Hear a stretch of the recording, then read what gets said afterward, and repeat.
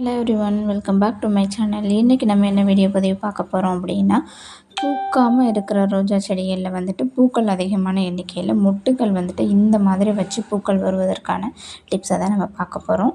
So வீடியோஸும் வந்துட்டு உங்களுக்கு ஷார்ட்டாக தான் இருக்கும். ஸோ ஸ்கிப் பண்ணாமல் பாருங்கள். ஸ்கிப் பண்ணாமல் பார்த்தா மட்டும்தான் உங்களுக்கு நான் என்ன சொல்லித்தரேன்றது புரியும்.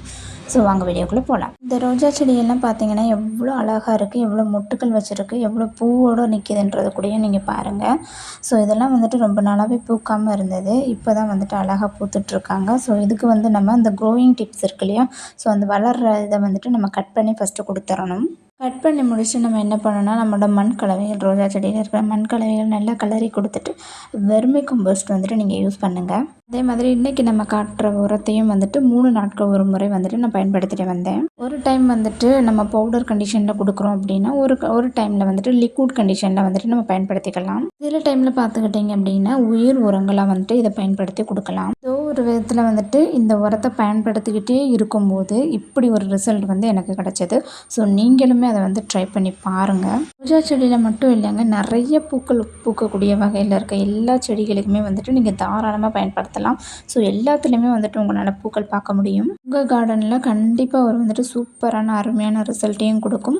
அற்புதமான மேஜிக்கும் கூட இது வந்துட்டு பண்ணும். ஸோ நீங்கள் வந்துட்டு கண்டிப்பாக ட்ரை பண்ணி பாருங்கள். இதில் நிறைய பொட்டாசியம், நிறைய நைட்ரஜன் கூட இருக்குது இந்த உரங்களில். இது பார்த்தீங்களா எவ்வளோ அழகாக ஃப்ரெஷ்ஷாக வந்துட்டு தளத்தெல்லாம் வளர்ந்துருக்காங்க. அதோட கலருமே நீங்கள் பாருங்கள் அவ்வளோ அழகாக இருக்கும். வேறு ஒன்றுமே இல்லைங்க, நம்ம வீட்டில் இருக்க பழத்தில் அந்த தோல் வந்து யூஸ் பண்ண போகிறோம். ஸோ அது வந்து மாதுளப்பழம். உங்கள் வீட்டில் மாதுளை மரம் இருந்தது அப்படின்னா, மாதுளப்பழம் தோல் மட்டும் கிடையாதுங்க, மாதுளப்பழத்தில் இருக்க அந்த செடியில் உள்ள இலைகள் இருக்குது இல்லையா, ஸோ அதுவுமே மாதுளப்பழத்துக்கு சமமாக அந்த சத்துகள் வந்துட்டு அதில் கிடைக்கும். மாதுளப்பழ பிஞ்சு வந்துட்டு நிறையா காய்க்காமல் கொட்டி போகும் பார்த்தீங்களா, அது இருந்தாலும் நீங்கள் பயன்படுத்திக்கலாம். இலைகளும் பயன்படுத்திக்கலாம்.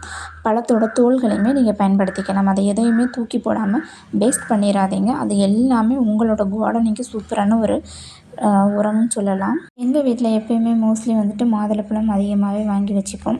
ஸோ அந்த மாதுளப்பழம் வந்துட்டு அதிகமாக எடுக்கணும் அப்படின்றதுக்காக இந்த தோலை வந்துட்டு நம்ம வேஸ்ட் பண்ணவே கூடாது. ஸோ அதை வந்து நான் என்ன பண்ணுவேன்னா, எப்போயுமே இந்த பழத்தை காய வச்சு அதை பவுடராக்கி அதை ஒரு பாக்ஸில் வந்துட்டு ஸ்டோர் பண்ணி வச்சுக்கணும். ஒரு ரோஜா செடிக்கு ஒரு ஸ்பூன் விதம் வச்சு நம்ம கொடுத்துட்டு வரணும். அப்படி இல்லைன்னா இந்த மாதுளப்பழம் தோல்களை வந்துட்டு ஃப்ரெஷ்ஷாக இருக்கும் போதே கொஞ்சம் தண்ணி ஊற்றி நல்லா அரைச்சி பேஸ்ட் மாதிரி எடுத்துக்கோங்க. இதை வந்து ஒரு 20 லிட்டர் வாட்டரில் வந்துட்டு நல்லா மிக்ஸ் பண்ணிவிட்டு, ஸோ இது கூட கொஞ்சம் வெல்லம் வந்துட்டு ஆட் பண்ணிக்கோங்க. இதை ஒரு வாரத்துக்கு நீங்கள் நல்லா ஊற வச்சுட்டு அதுக்கப்புறமா வந்துட்டு அதை எக்ஸ்ட்ரா தண்ணி ஆட் பண்ணி நம்ம செடிகளுக்கு பயன்படுத்திட்டு வரலாம். அப்படி இல்லைனாலும் நம்ம கம்போஸ்ட் ரெடி பண்ணுறோம் இல்லையா, ஸோ அதில் வந்து இந்த தோல்களை போட்டுட்டு கம்போஸ்ட்டை நம்ம ரெடி பண்ணதுக்கப்புறம் செடிகளுக்கு பயன்படுத்திட்டு வரலாம். ஸோ நீங்கள் லிக்விடாகவும் பயன்படுத்தலாம், வாட்டரிங்காகவும் பயன்படுத்தலாம்.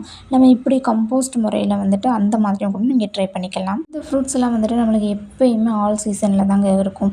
ஸோ அதனால் நம்மளுக்கு பயப்பட தேவையே இல்லை. ஸோ இந்த பழங்கள் நம்ம வாங்கி வச்சுட்டு நம்மளுக்கு டெய்லியும் கிடைக்கலனாலும் வாரத்துக்கு ஒரு முறையாவது வாங்கி வச்சுட்டு அந்த தோல்களை கலெக்ட் பண்ணி நீங்கள் ரெடி பண்ணி பவுடர் கண்டிஷனில் நீங்கள் ஸ்டோர் பண்ணி வச்சுக்கிட்டீங்க அப்படின்னா நம்ம ரோஸ் செடிகளுக்கு நிறையாவே பயன்படுத்தலாம். இல்லை அப்படின்னா உரமாக வந்துட்டு இந்த மாதுளப்பழ தோலையும் வெல்லத்தையும் சரி பங்காக எடுத்து நல்லா இடிச்சிட்டு 45 நாள் வந்து அதை லிக்விடை நம்ம வந்துட்டு உரமாக ரெடி பண்ணுறது ஊற வைக்கணும். இல்லாமல் மாதுளப்பழமும் தோலும் சரிசமமாக இடித்து தான் நம்ம வந்துட்டு அதை பயன்படுத்தணும்.